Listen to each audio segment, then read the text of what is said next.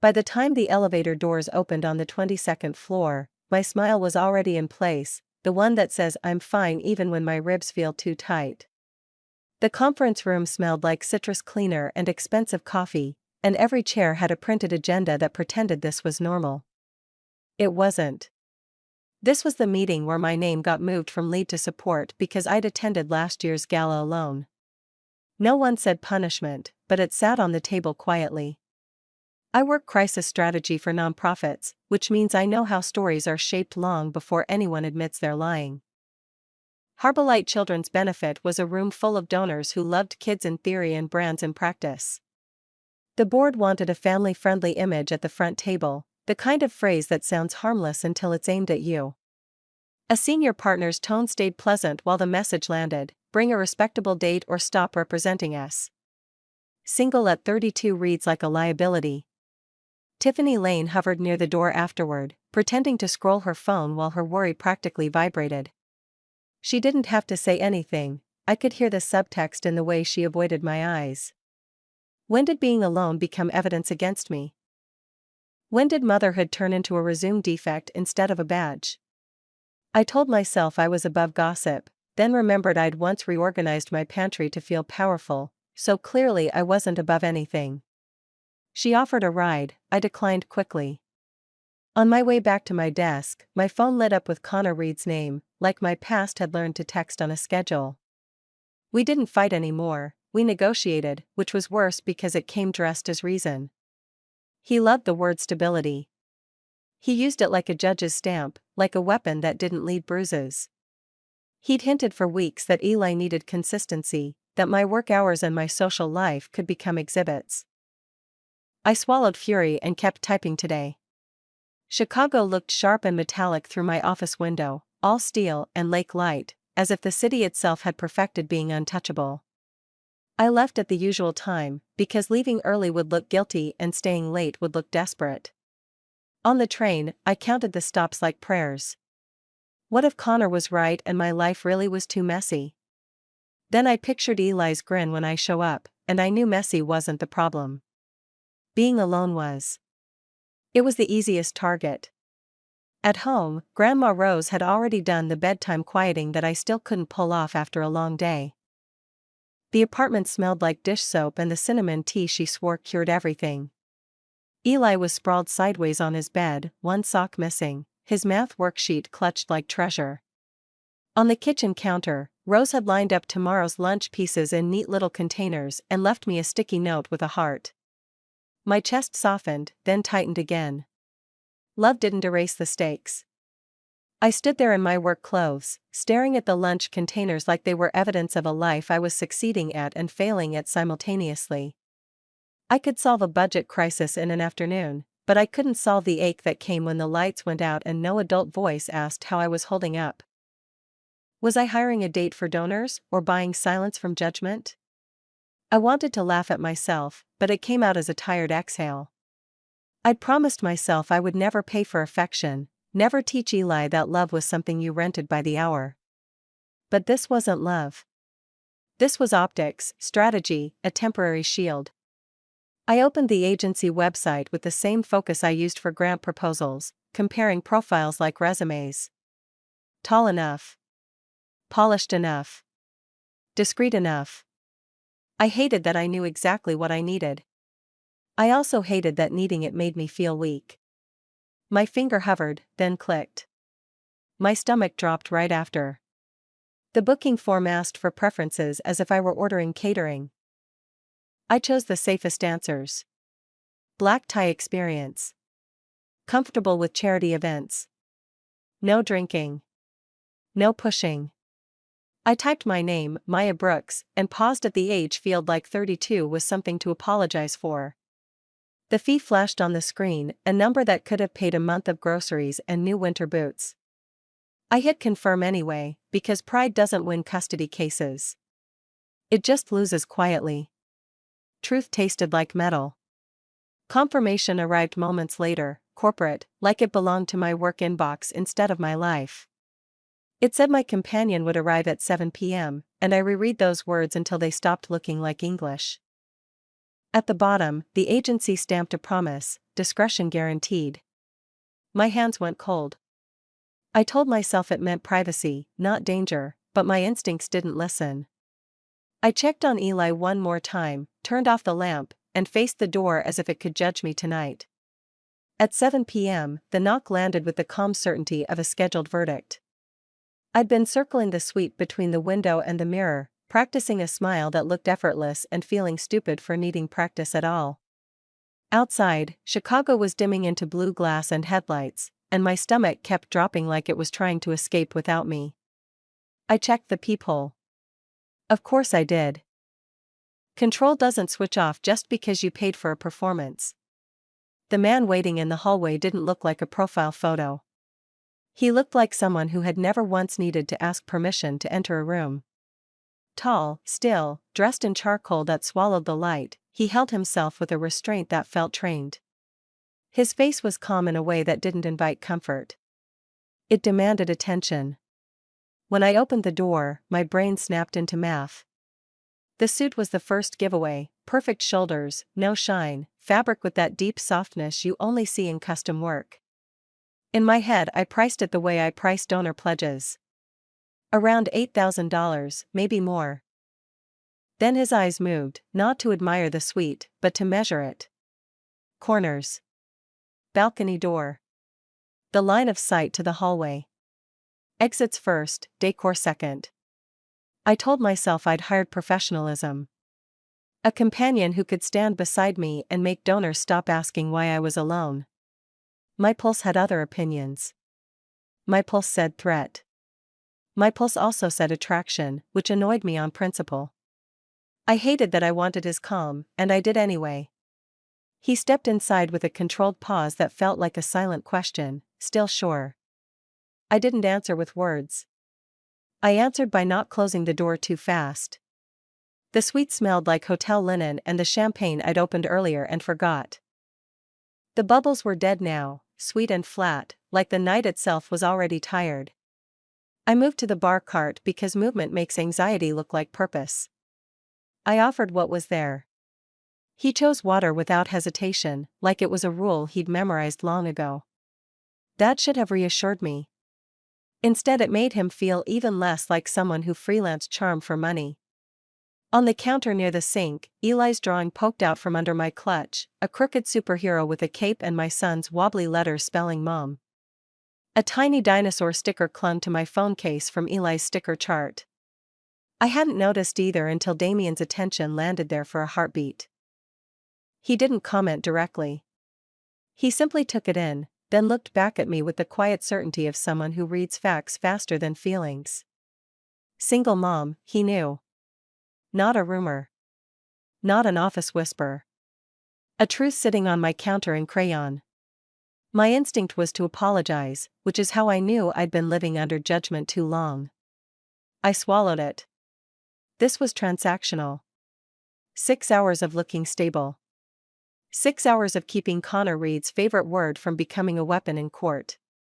We needed a story for Harborlight Children's benefit, and I approached it like a plan: timeline, origin, details people could repeat without thinking.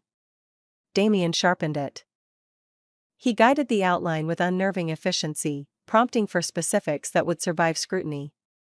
Where we supposedly met. Who introduced us? We settled on 3 months, a mutual friend's dinner, and a shared love for obscure documentaries and overpriced coffee, just enough texture to sound real. As we built it, I realized he wasn't flirting. He wasn't selling fantasy. He was running a scenario, anticipating the questions my coworkers would ask with polite smiles and sharp eyes. He was the kind of man who didn't just wear a suit. He wore strategy. And I could feel him reading me, too. Not staring, not hunger, just assessment. He tracked the way my shoulders rose when I mentioned Connor. The way my voice tightened around the word stability. The way I kept touching the ring on my keychain like it could anchor me. I'd hired control, but he catalogued my cracks like I catalogued risk. When it was time to leave, I checked my reflection one last time. Black dress, clean lines, the version of me that looks unbreakable even when I'm not. Damien waited without impatience, already angled toward the door, already moving like the night was a rout. The elevator ride down felt too quiet. Soft carpet. Muted voices. The faint click of heels on marble. I watched the floor numbers drop and tried to convince myself I'd bought safety. But standing beside him, I couldn't tell if I was safer or more exposed. Harborlight Children's Benefit was waiting downstairs, along with my co-workers, donors who measured women like branding, and Connor's shadow. And for the first time in years, I felt my control slipping before the gala even began. At 8 p.m., the Harborlight Children's Benefit looked like kindness had hired a publicist. The museum atrium glowed under chandeliers and uplights the color of warm honey, and every surface carried a logo, on step-and-repeat walls, on menus, on the little lapel pins volunteers handed out with practiced smiles.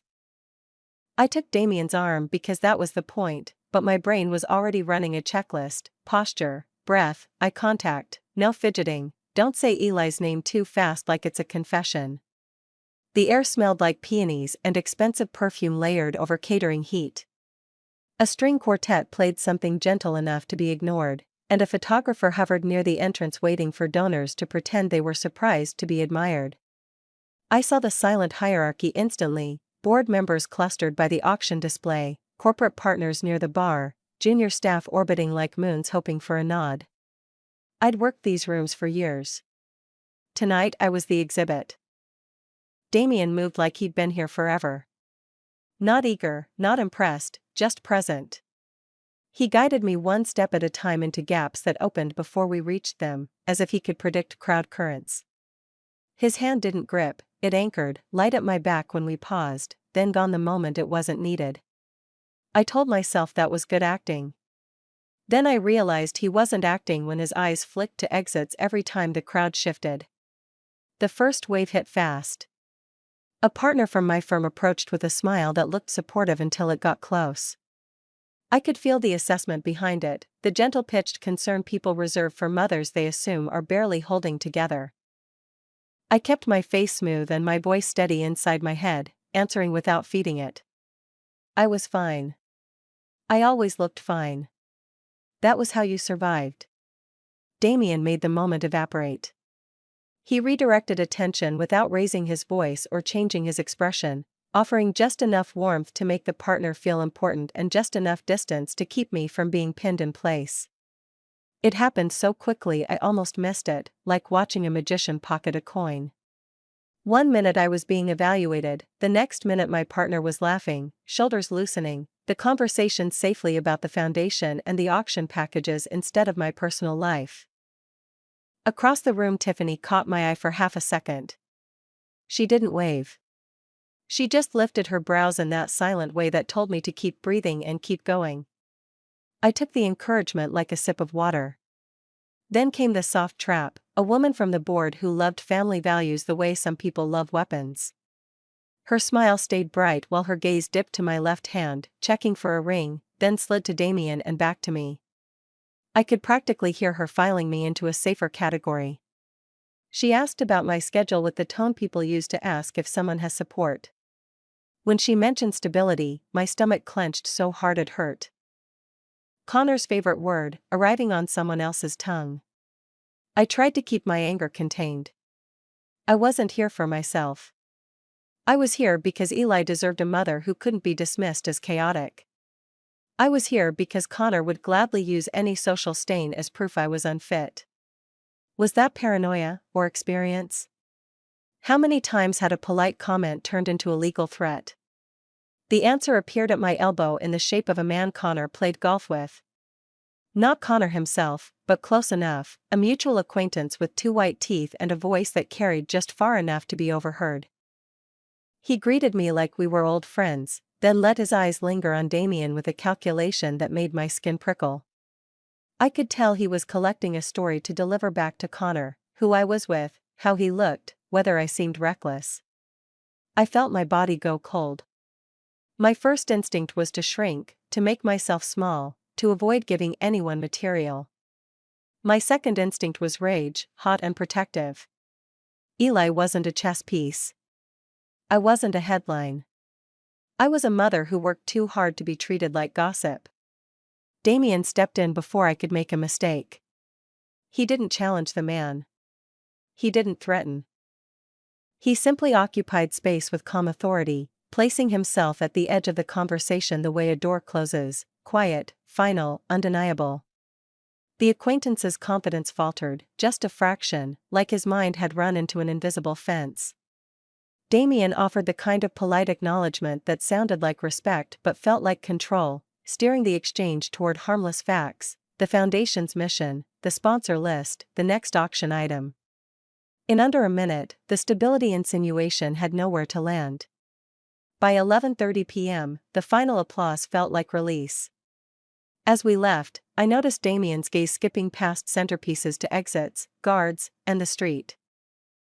My pulse counted risks, and Eli stayed loud. I needed distance after midnight, answers, because I'd hired a date, and gotten security instead tonight. At the coat check, the last notes of the quartet faded behind glass and velvet. Donors drifted toward black cars, laughing too loudly, while volunteers peeled off name tags like they were shedding a second skin. My feet ached, my jaw ached, and the smile I had worn all night felt glued on with panic. I told myself it was over.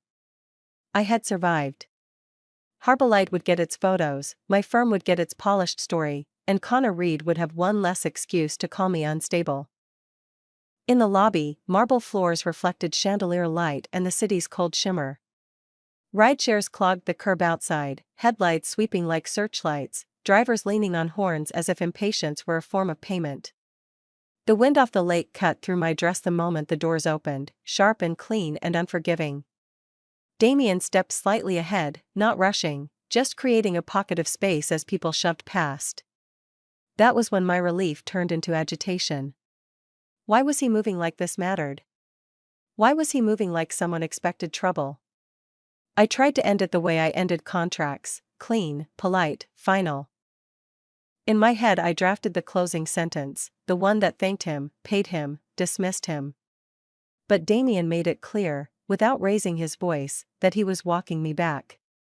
Not because he was owed more time, but because he was unwilling to let me disappear into a midnight crowd. The certainty in that decision irritated me. I was not fragile. I was a mother who carried groceries and grief and deadlines on one hip. I could cross 3 blocks alone. We started toward the hotel anyway, and I watched him choose the streetside position like it was instinct. He scanned reflections in shop windows. He slowed at intersections before I reached them. He kept his hands visible, empty, calm, while his attention moved like a radar sweep. I cataloged it all, because cataloging is how I keep fear from turning into chaos.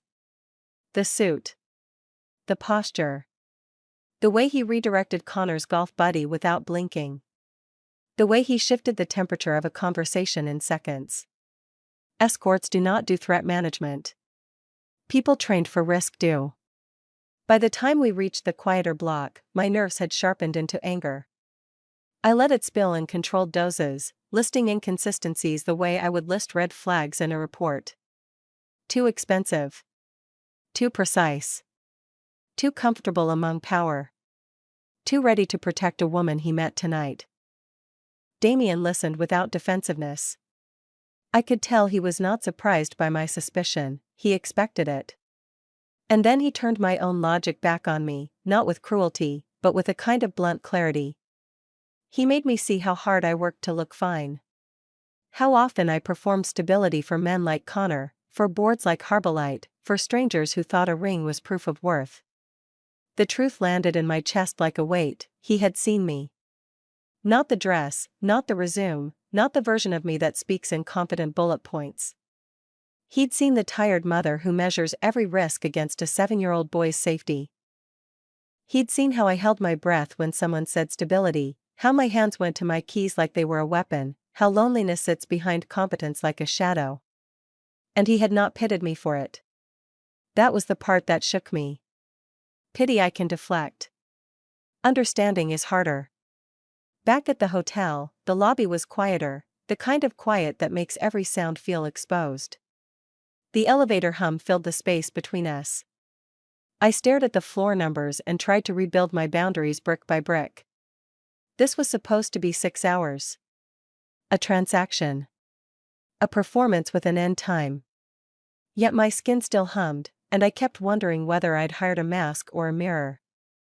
Why did the idea of walking away feel like failure? At my door, Damien paused, and I could feel restraint in the way he held his distance. He offered an apology in his posture and in the softened edges of his focus, like he regretted pressing on the parts of me that hurt. Then he offered something else, something that scared me more than the gala, a choice. Coffee tomorrow morning, in public, no agency, no money, no story to sell. Just daylight and real questions, the kind you cannot hide from. I heard myself agree before my brain could draft a safer answer. He left, footsteps fading down the hallway, and I stood alone with my phone warm in my palm. Relief washed through me, followed by dread. I had wanted control. Instead, I had just invited uncertainty in, and for the first time in years, I wasn't sure whether that was reckless or necessary. At 9 am I woke up with the kind of regret that sits on your tongue like stale coffee. My phone still showed Damien's number, and my first thought was to erase it before I did something stupid, like hope. I showered, dressed, undressed, and dressed again, arguing with myself over jeans versus a blazer as if fabric could restore control. In the end I chose a simple coat, hairpin tight, and the same neutral lipstick I wear for board meetings. I arrived 10 minutes early because being late feels like surrender. The cafe was all winter light and warm steam, windows fogged by breath, mugs clinking, a soft hiss from the espresso machine that sounded like permission to slow down. I picked a table near the front where cameras and exits were both visible, because apparently paranoia is my love language. I told myself this was a safety test, nothing more. Then the door opened and the room shifted, not loudly, just like air pressure changing before snow. He didn't look for me, he already knew where I would sit. He moved through the line without rushing, ordered as if he'd rehearsed the menu, and turned with that same controlled focus. My stomach flipped, annoyed at my own reaction in broad, harmless daylight. I kept my hands around my cup so they wouldn't reach for my phone like a shield. Up close, Damien looked less like a fantasy and more like a problem someone very rich had solved. I could tell he was letting me lead, letting me decide distance, letting silence sit without punishing it. That alone made me nervous. I tried to set expectations in my head. This was one conversation, public, clean. I wasn't auditioning for romance. I was verifying facts. Yet the first facts that spilled out were mine. I found myself describing mornings with Eli, the frantic search for a missing shoe, the lunchbox note I write even when I'm angry, the way I keep my voice cheerful because kids hear stress like thunder. I admitted the custody fear without naming it directly, how Connor measures my life for weak spots, how a single photo can become an argument in court. My throat tightened as I realized I was confessing to a stranger. Why was I telling him this? Why did his calm feel earned instead of performed? He listened like none of it was inconvenient, like my motherhood wasn't a flaw to manage. The relief of that hit me so hard it almost felt like grief. I hated that I wanted more. Eventually I pushed the question I'd been circling since the hotel door. Why him? Why that agency? Why so perfect? Damien didn't pretend offense. I could tell he framed the escort night as an anomaly, a favor called in, not a job he lives on. The admission should have relaxed me, but it only sharpened the mystery. If he wasn't an escort, then what was he doing in my life at all? I tried to pull the conversation back into something measurable. I laid out what I could handle: honesty, daylight meetings, no surprises that leak into Eli's world. I made it clear my son was not a prize, not a bargaining chip, not a cute accessory for someone's ego. Damien didn't argue or bargain, he accepted the priority like it was obvious. That steadiness did something dangerous to me. It made me believe he could be safe. We agreed, without romantic language, to a 1-week experiment. Real conversation. No agency. No money. No performance. If it felt wrong, we walked away clean. If it felt real, we kept talking. My hand shook slightly as if I'd signed something binding. He didn't ask to meet Eli, didn't flirt with the idea of becoming a father figure. He held my gaze and let my boundaries exist. As the caffeine warmed my hands, Damien described his real work in careful terms that sounded ordinary until you listened twice. He talked about solving risks for people who couldn't afford public mistakes, about keeping situations quiet, about discretion as if it were a safety standard instead of a preference. My consultant brain translated automatically: high-level clients, high-level problems, high-level consequences. What does he mean by risk solutions? The phrase landed like perfume over smoke. I asked about hours, about travel, about anything that might explain why he moved like a man with backup. He didn't give me a neat biography. He gave me enough truth to feel respectful and enough vagueness to feel ominous. When we stood to leave, the cafe's normal noises rushed back in: grinders, laughter, the bell over the door. I stepped into cold daylight feeling oddly lighter, as if naming my needs had loosened a knot. Then my phone buzzed with a new message from him, not a plan I could control, just coordinates and a suggestion to trust. My stomach flipped again.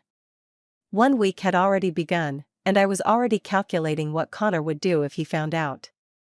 I walked to the car wondering if I'd invited protection in life, or a storm that knew my name. His plan arrived late morning, vague enough to be irritating and calm enough to feel intentional. No address I could Google, no schedule I could color code, just a location pin near the river and a note that suggested I wear something I wouldn't mind getting wet. My brain reacted like it always does when information is missing. It tried to manufacture it. I checked the weather, packed an extra sweater, considered pepper spray, then remembered I'd promised honesty for 1 week. If I canceled, it wouldn't be caution. It would be control. And I was done living that way. I told Grandma Rose I had errands, kissed Eli's forehead, and left before he could ask why I was dressed like a mom going to the gym and a lawyer going to court at the same time. I drove downtown with both hands on the wheel, rehearsing exit strategies as if I were heading into a storm instead of daylight. When I reached the private dock, Damien was already there, leaning against the rail, looking like he belonged to the water and the city equally. He didn't rush me. He simply waited, and somehow that felt like pressure on me. The boat wasn't a tourist rental with plastic seats. It was sleek, clean, and quietly expensive, the kind of expensive that doesn't advertise. Damien moved around it with practiced ease, checking lines and latches, not performing, just ensuring. The metal under my palm was cold, the river smelled like winter and diesel and possibility. As we pulled away, bridges slid overhead like dark ribs, and the skyline opened in front of us, glass towers catching sunlight like sharpened mirrors.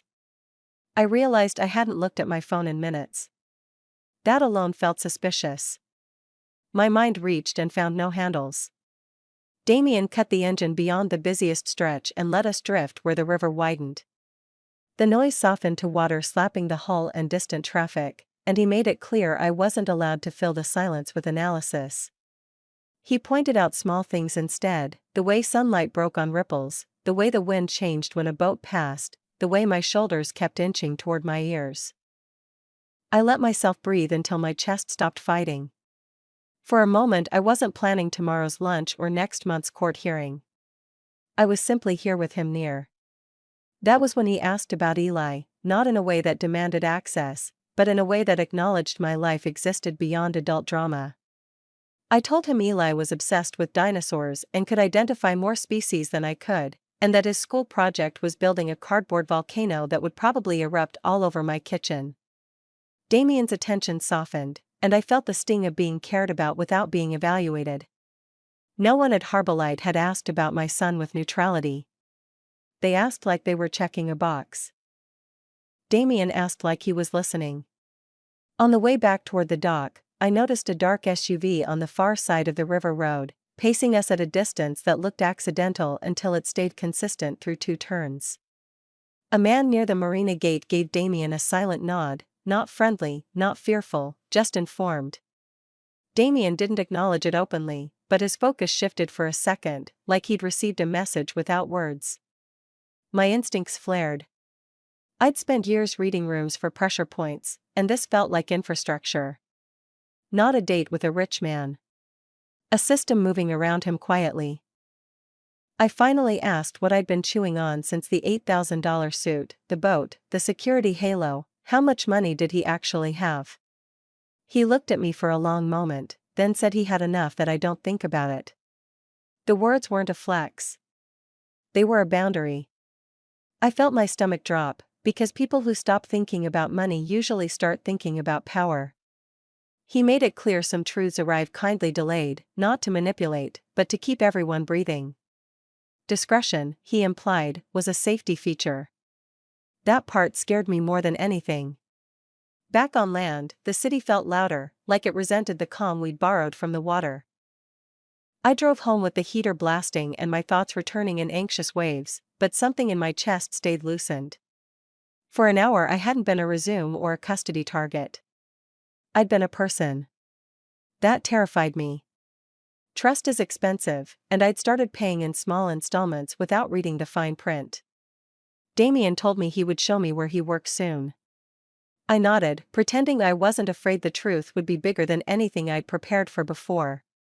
At 3 p.m. Damien met me at the base of a glass tower on Wacker Drive, where the river light bounced off steel like a warning. The lobby was quiet in the way expensive places are quiet: muffled steps, polished stone, security desks that looked like concierge stations until you noticed the cameras. I gave my name and watched the guard's posture change when Damien approached. Badges were scanned, a phone call vanished into an earpiece, and suddenly we were waved through as if the building itself recognized him. People in suits paused mid-stride to let him pass first. No one stared, but everyone adjusted, the subtle choreography of deference. I felt their eyes land on me for half a second, not curious, more calculating, as if they were deciding what I was to him.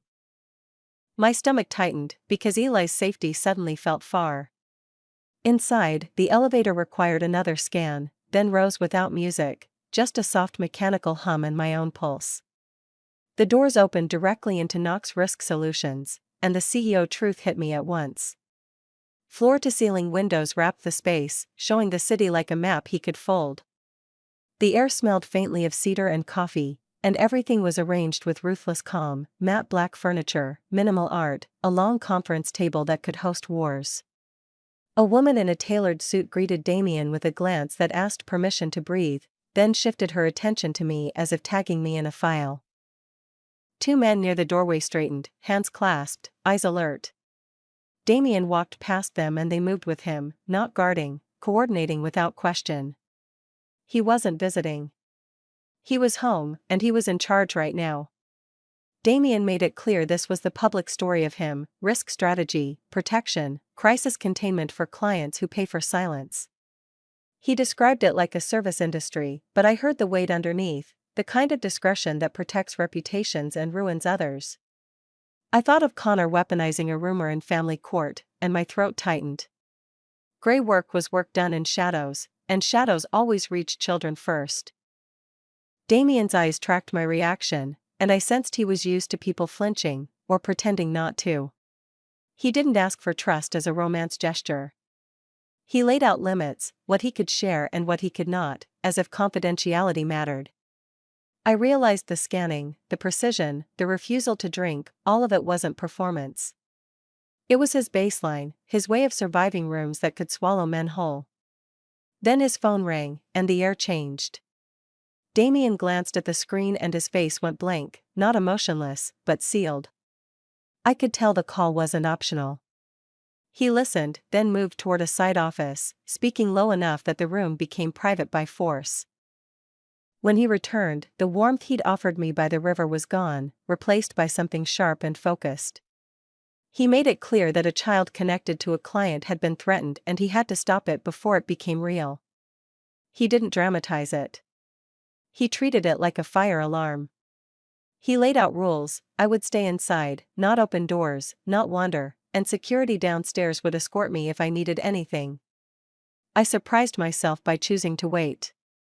If I wanted truth, I had to see its cost, and I hated that. The office settled into a hush so deep I could hear my own breathing. I went to the windows and watched barges cut the river while my mind ran Eli scenarios like a slideshow. I pictured Rose at my kitchen table, Eli safe with crayons and cartoons, because that was the only way I didn't unravel.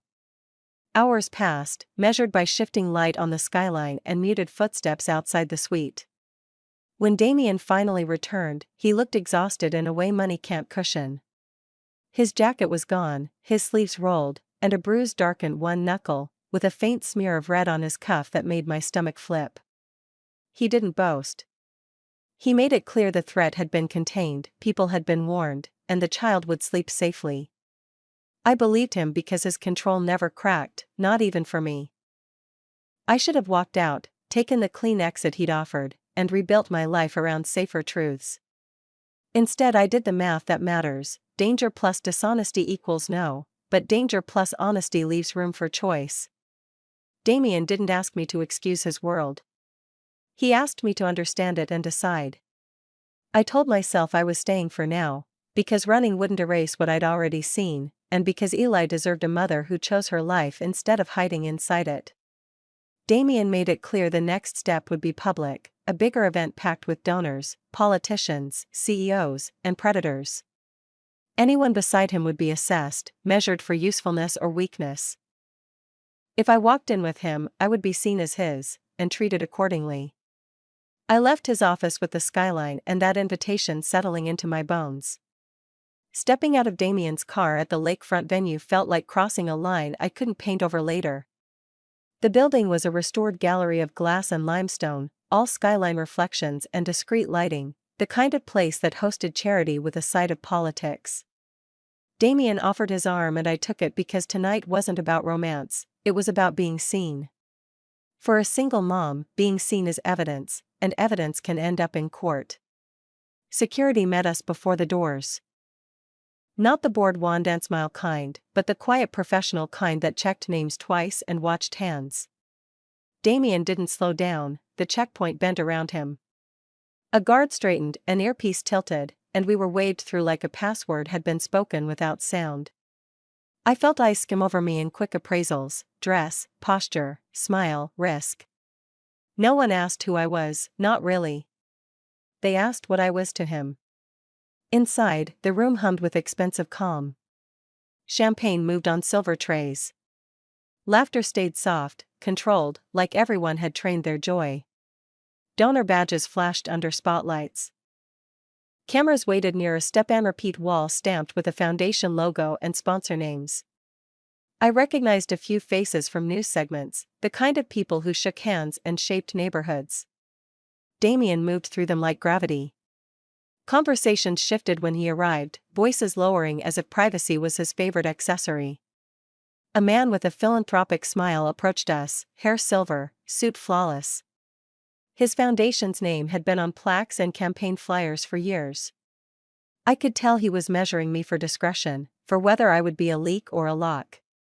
Damien introduced me with the same tone he used at Knox, calm and final, and the man's expression softened into approval.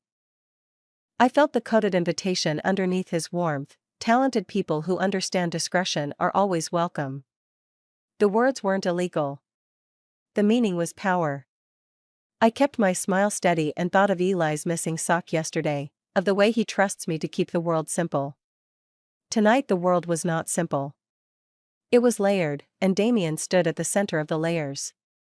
On the balcony, the lake wind reached us through doors and for a second I pretended I was just a woman on a date. Then Damien's gaze swept the crowd again, counting exits the way I count school pickups. I noticed a staffer whisper to another changing our table assignment without asking. I noticed a waiter reroute a tray the moment Damien glanced his way. Even the music felt quieter near him, as if the room feared interrupting. I wondered what he knew about these people that made them behave. Vivian Ashford arrived like perfume with teeth. She wore black satin that looked poured on, and she smiled as if she owned every camera. I didn't know her history, not yet, but I felt it in Damien's posture, the smallest tightening at his shoulder. She greeted him with familiarity that wasn't affection, more like a claim filed in public. Her attention slid to me, and I felt the question behind her elegance: temporary or permanent? I stayed still, because I have survived PTA meetings and boardrooms and custody mediations. I know how to breathe through a smile. Damien made it clear I was with him, and Vivian's smile sharpened before she drifted away, satisfied she'd left a mark. Not long after, I caught Connor's name in a nearby conversation, wrapped in polite concern about my stability. My stomach clenched. I imagined the word traveling from this room to his lawyer, turning into a paragraph about dangerous influences. Anger rose hot, protective. Damien's hand settled lightly at my back, not possessive, just anchoring. I realized he wasn't just attending the party, he was managing it. People waited for his nod before moving to the next topic. A senator-type figure lowered his voice when Damien passed. A CEO paused mid-sentence to let Damien decide where the conversation ended. In their eyes, he was not hired help. He was protection from consequences. By midnight, my cheeks hurt from smiling. Damien suggested we leave, and the suggestion felt like a decision the room accepted. Back at his place, the quiet was deeper, a penthouse hush above the city's noise. I told myself I could sleep, that daylight would make this seem less sharp. At 3 a.m., I woke to an empty stretch of sheets and a faint murmur behind a closed office door. I should have turned back. Instead, I held my breath and caught pieces: territory, shipment, route, timeline. The words were soft, controlled, but they froze my blood. I stood in the hallway in bare feet, realizing I couldn't unhear them. Whatever Damien was, it was bigger than a company, bigger than money, bigger than my careful rules. And I had walked into it with my eyes open, thinking I could still choose later. At 3 a.m., the penthouse felt like a museum after closing, silent, polished, and too expensive to creak. I padded down the hallway in bare feet, following a thin line of light leaking from Damien's office door. I knew better than to get curious. Curiosity is how single moms end up on the wrong side of a judge's patience. Still, my body moved before my morals could catch it, drawn by the low murmur inside. I couldn't make out full sentences, only impressions: territory, route, shipment, timeline, and the phrase quiet problem that made my stomach drop. The words didn't sound like business meetings. They sounded like commands. Someone called him boss, softly, like it was normal to fear him. I stepped back as if the carpet might record fingerprints. My heart hammered loud enough that I worried security downstairs would hear it through concrete. In the bedroom, the city lights cut cold shapes across the sheets where Damien had been, and the empty space beside me felt suddenly dangerous. I tried to breathe the way I teach Eli when nightmares wake him: slow in, slow out, find something real. But my mind kept grabbing those words and turning them into pictures I didn't want. If he had territory, then he had enemies. If he had shipments, then he had secrets. And if he had secrets, then anyone close to him became leverage. Including me. Including my son right now. Morning arrived with the smell of coffee and the illusion that daylight makes everything legal. Damien found me at the kitchen island, staring at my phone like it could translate fear into instructions. He didn't pretend I'd slept. His gaze went to the hallway, then back to me, and I could tell he was asking how much I'd heard without needing to raise his voice. I answered with the only honest word: enough. Enough to know last night wasn't a misunderstanding. Enough to know Knox Risk Solutions was not the whole story. He nodded once, as if he'd expected this moment since the gala, and invited me into the truth the way you open a door so it doesn't slam. He made it clear the company was real, audited, staffed, and necessary, but it was also cover, an elegant front that let him operate in spaces most people refuse to admit exist. Underneath, he said, was a family organization built long before he was born, passed down like a surname and guarded like a heart. He avoided the dramatic labels, the movie words that turn fear into entertainment. I didn't. In my head, I named it what it was: organized crime, a mafia structure with rules, territory, and loyalty as currency. My throat went dry thinking of Eli's school picture on my fridge. I had invited a man into my orbit whose life came with shadows that could reach mine too. Anger arrived after shock, hot and precise. He had let me think this was great consulting, protection, expensive discretion. He had watched me walk into donor rooms and custody landmines without telling me the ground was wired. I thought about Connor's attorneys, about how they'd twist any association into a narrative of recklessness. I thought about Eli hearing whispers at school, kids repeating what their parents repeat. My voice would have trembled if I'd tried to speak out loud, so I kept it inside and counted truths. I cannot gamble with my child. I cannot be someone's secret. I cannot be collateral in a war I didn't start. Damien didn't argue with my anger. He accepted it like payment owed. Then he offered the cleanest thing he could offer, an exit. He would arrange for me to walk away permanently, with distance, and he would never contact me again. No half steps, no occasional check-ins, no messy overlap that could become leverage. The finality scared me as much as the truth, because it meant he was serious about consequences. I wanted to say yes and run to Eli, to the life I'd optimized into loneliness.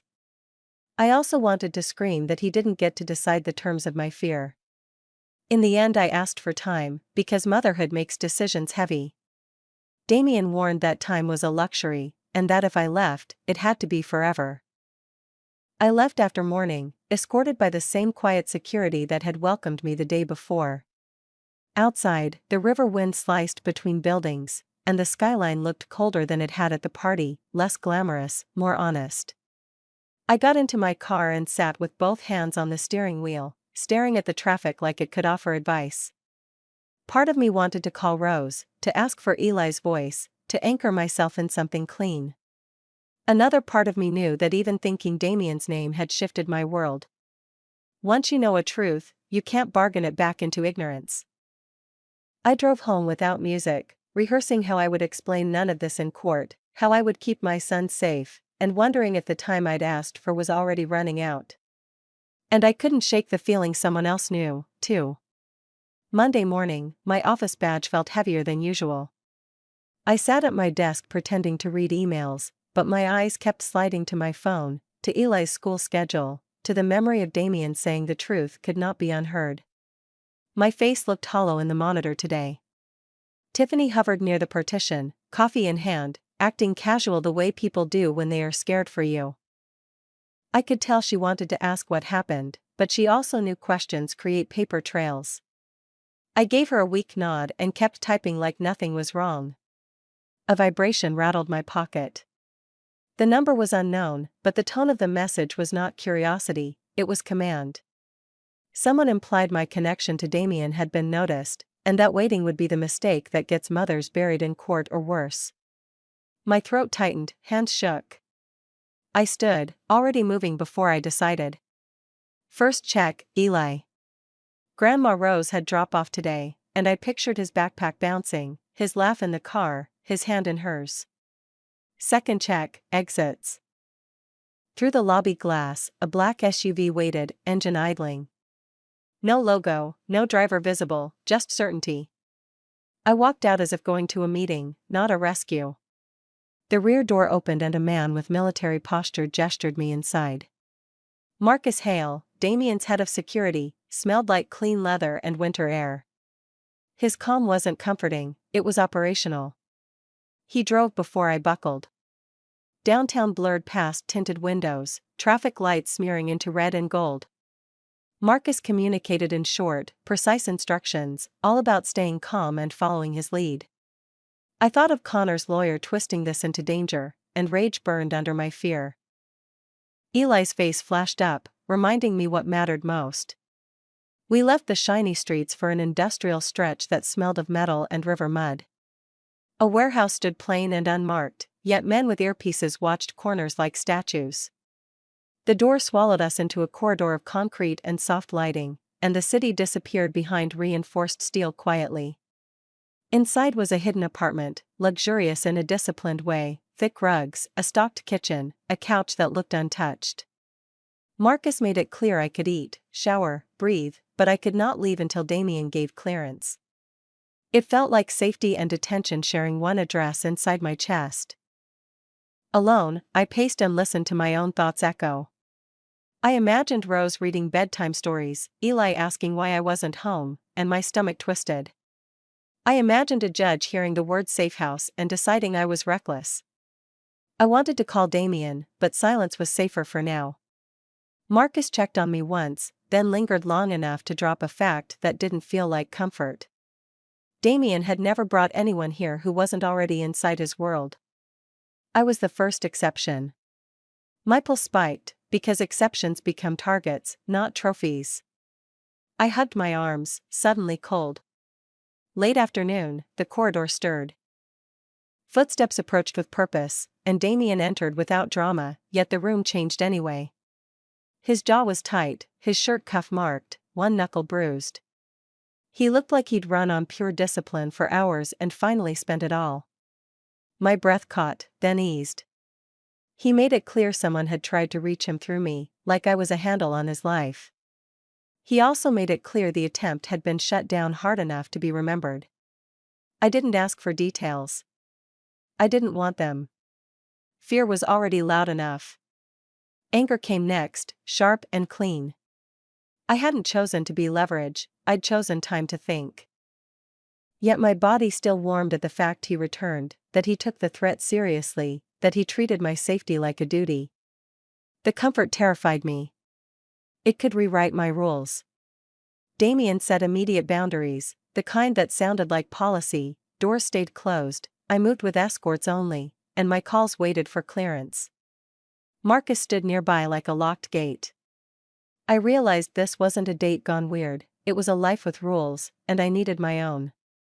My mind went straight to Eli again. If Connor smelled danger, he'd file motions before lunch. If enemies wanted leverage, they'd aim for what I loved. I looked at Damien and knew the next conversation had to be about conditions, not feelings. What protects my child, always no exceptions, ever. As the secure property settled into night, I finally understood the trap of waiting. I had asked for time, but time had already chosen for me. I wasn't deciding whether Damien was dangerous. I was deciding whether I could survive his world without losing myself and without risking Eli again. Damien's arrival didn't bring relief, it brought silence. The secure property absorbed sound the way thick carpet absorbs footsteps, and after the SUV ride my nerves kept buzzing like a live wire. Marcus closed the reinforced door behind us with a soft, final click, and the air smelled faintly of metal, coffee, and the kind of disinfectant used in places built for emergencies. Damien washed his hands at the kitchen sink, slow and deliberate, then faced me like a man preparing to accept a verdict. Without raising his voice, he laid out how his world works when something goes wrong. If a threat appears, movement is the first language. If he tells me to get in a car, leave a room, or stay away from a window, I do it immediately, and I argue later in daylight. Names stay private. Details stay unshared. Phones stay off when he says so. It wasn't romance, it was protocol, and hearing it made my skin prickle because it sounded like the kind of protocol that exists only after people learn lessons the hard way. I understood then what being targeted as leverage really meant. It wasn't about me feeling special. It was about Eli becoming a point on someone else's map, and my stomach turned at the thought. My life has always been mother first math, every choice divided by one small boy's safety. Love, curiosity, even loneliness, all of it goes to zero if my child is not safe. I told Damien that truth in my head before I trusted it out loud, and I could tell he listened as if it mattered. Then I set my conditions the way I set contract terms, clear enough to survive panic. Eli stays out of danger rooms, out of meetings, out of anything that smells like retaliation. Grandma Rose gets a truthful minimum, enough to protect him, enough to move him if I cannot, enough to answer a teacher without making up stories. No more life-altering surprises, no late-night truths that rewrite my world after the fact. If Damien needs me to move in an emergency, I will, but afterward I get the full explanation as soon as it is safe. I can live with hard truth. I cannot live with blind risk. He didn't bargain. He didn't flatter. He simply accepted the boundaries with a seriousness that made them feel like vows, not negotiation. He made it clear that my dignity mattered because a partner who feels trapped becomes unpredictable, and unpredictability gets people hurt. That logic was cold, but the respect underneath it warmed something in my chest. For the first time since this began, I felt like I wasn't being pulled, I was choosing. Marcus stayed near the door, steady as a locked hinge. Damien brought in 2 others, not to intimidate me, but to show structure.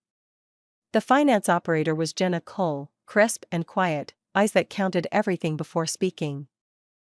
The operations lead was Vincent Rios, composed, broad-shouldered, the kind of man who could end a conversation with a look. They assessed me without rudeness, the way professionals assess risk, what I noticed, what I feared, what I might say under pressure. I could feel myself being weighed, and I hated that part of me wanted to pass. The property itself felt like a lesson. Muted lighting softened concrete walls. The ventilation hummed like a distant engine. Somewhere beyond the apartment, footsteps passed in measured patterns, never rushed, never casual. Every lock sounded heavier than it needed to, as if the doors weren't just keeping danger out but keeping secrets in. Sitting there, I realized how small my old worries had been, and how quickly the world could widen into something I couldn't control. Near midnight my phone buzzed with a notification from my attorney's office, the kind that arrives without kindness. Connor had filed an emergency custody motion, arguing that my associations endangered Eli and that my judgment was compromised. He didn't need proof, he needed doubt. The timing was too perfect to be coincidence, as if someone had whispered my name into the wrong ear at the party. Rage made my hands shake. I pictured Eli's face if a court ordered me into weekends and supervised visits, and my vision blurred. Damien didn't celebrate my fear or promise miracles. He treated the filing like another threat vector, one that required calm strategy. He made it clear there were legal resources, public-facing narratives, and careful boundaries that could protect me without turning Eli into a headline. Jenna began assembling timelines and screenshots, while Vincent noted who had been in the room when Connor's name surfaced. Marcus asked for Rose's address, not to intrude, but to ensure she could be warned quickly if anyone approached. Watching them move, I understood the war wasn't only on streets. It was in paperwork, gossip, and the stories people tell about mothers.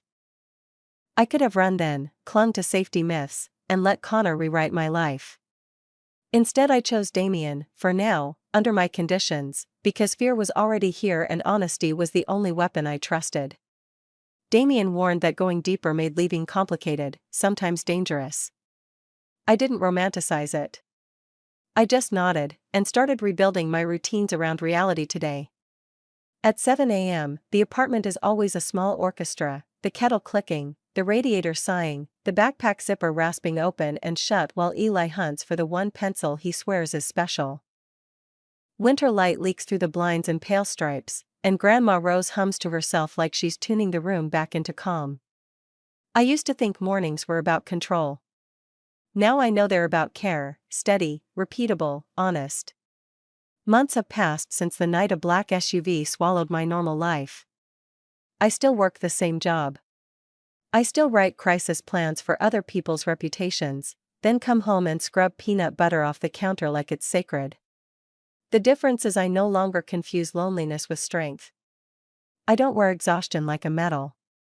I ask for help. I say no. I let the truth be heavier than my pride. Damien is part of our routine now, but only in the ways I allowed. Eli knows him as a friend who respects quiet voices and never shows up unannounced at the school gate. Damien's security stays at a distance so it doesn't spook my son. If a dark car idles on the corner, it looks like any other commuter, not a warning. Marcus checks perimeters the way other people check weather apps, and Rose has exactly the information she needs to move Eli without panic if I call. No more surprises. That was my line. Damien learned to honor it. Sometimes the intimacy isn't flowers or speeches. It's Damien kneeling by the kitchen cabinet, tightening a hinge that's been crooked for years, as if fixing small things is his way of apologizing for the big ones. It's him brewing coffee without asking how I take it because he remembers. It's me reorganizing his office pens by color when we're at his place, pretending it's a joke when really it's my nervous system asking for order.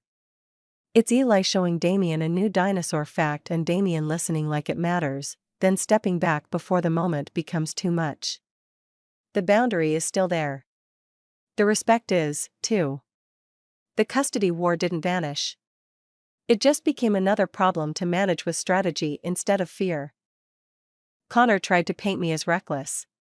We answered with documentation, routines, and calm. My lawyer built a timeline of stability.